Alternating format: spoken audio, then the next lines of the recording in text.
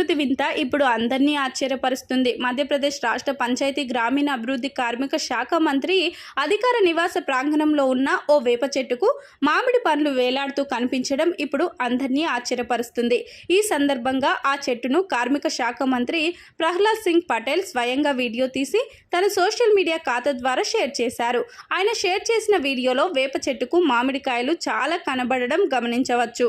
ఇక ఈ వీడియోకు ఆయన ఇవాళ నేనున్న ఇంటి ఆవరణలోని వేప చెట్టు దగ్గరికి వెళ్ళి గమనించానని, అయితే చెట్టుకు మామిడి పండ్లు కనిపించడం చూసి నా మనసు పులకరించిపోయిందని తెలిపాడు. కొన్నేళ్ల క్రితం ఓ ప్రతిభ గల తోటమాలి ఈ ప్రయోగం చేసి ఉంటాడని భావిస్తున్నట్లు తెలిపారు. ఏంటో ఈ వీడియో ఒక్కసారిగా సోషల్ మీడియాలో వైరల్గా మారింది.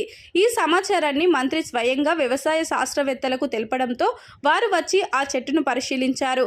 వారు తెలిపిన సమాచారం మేరకు 20 నుంచి 25 ఏళ్ల మధ్య ఆ చెట్టు వయసు ఉంటుందని అంచనా వేస్తున్నారు. ఆ చెట్టులో ఓ మామిడి కొమ్మ కూడా ఉందని తెలిపారు.